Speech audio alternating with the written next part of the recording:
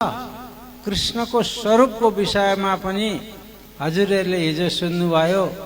यो धरती थिएन, केही थिएन, तर कृष्ण प्रणामी धर्म थियो। नारायण भगवान, ब्रह्मा विष्णु महेश, 33 कोटी देवी देवता, सत्य त्रेता द्वापर केही नै थिएन, तर पनि कृष्ण प्रणामी धर्म थियो।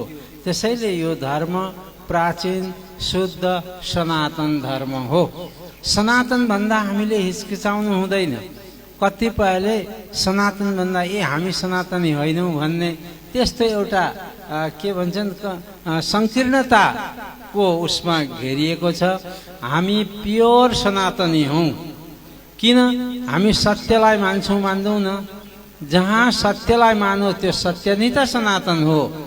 यो धरती थिएन, केही थिएन, तर सत्य थियो, त्यो सत्यलाई मान्नु नै सनातन हो। त्यसैले हामी प्योर हिन्दू विशुद्ध वैदिक सनातन धर्मावलम्बी हौँ, यो भन्नु पर्दछ हामीले। अर्को कुरा म भन्न चाहन्छु, निजानन्दी भन्दा कृष्ण प्रणामीमा गौरव राख्नुपर्छ हामीले। किन? निजानन्द भनेको एउटा बाटो हो। सम्प्रदायको अर्थ हुन्छ पन्थ। तपाईँ कुन पन्थमा हुनुहुन्छ? कुन सम्प्रदायमा हुनुहुन्छ? पन्थ। अब धर्म भनेको गन्तव्य स्थल हो। गन्तव्य स्थल ठुलो हो कि बाटो ठुलो हो त? यति बुझे भइहाल्छ, केही पर्दैन।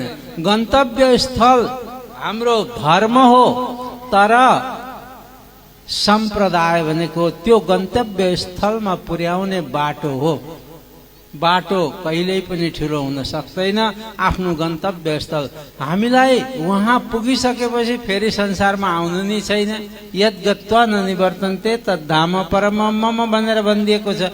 त्यस कारणले हामी निजानन्दी हुनुभन्दा कृष्ण प्रणामी हुनुमा गौरव राख्नु पर्दछ। हामीले प्रणामी धर्म हो, निजानन्द सम्प्रदाय हो।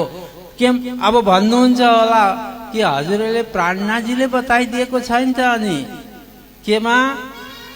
सम्प्रदाय पद्धतिमा, हाम्रो पद्धतिमा बताउनु भएको छ।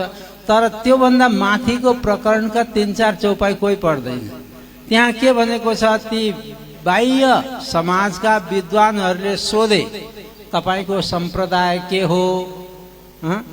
त्यहाँ धर्म के हो भनेर सोधेका छैन। हामीले आफ्नो आफ्नो सम्प्रदायको हाम्रो आफ्नो सिद्धान्त बतायौं। अब तपाईको सम्प्रदाय के हो त? लु बताउनुहोस् भन्दाखेरि प्राणनाजीले धर्मको परिभाषा दिन थाल्नुभयो भने ती बाहिरका विद्वानहरूले के सोच्दथे? अरे हामी सम्प्रदायको कुरो सोध्छौं, यी महात्मा त धर्मको कुरो गर्दछन् भन्ने सोच्दछन्। जे सोधेको छ त्यसको ठिक उत्तर हामीले दिनुपर्दछ। महामती प्राणनाजीले त्यहाँ चुक्नु भएन। उहाँहरूले तपाईको सम्प्रदायको नाम के हो भनेर सोद्धा उहाँले प्राणनाजीले निजानन्द सम्प्रदाय भनिदिनु भयो।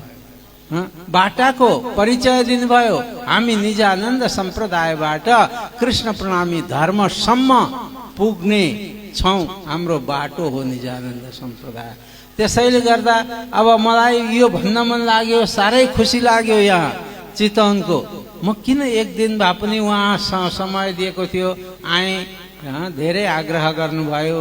अनि हाम्रो कृष्ण मङ्गलमजीले, यहाँको अध्यक्ष सचिवहरूले ककलले अनि आइयो।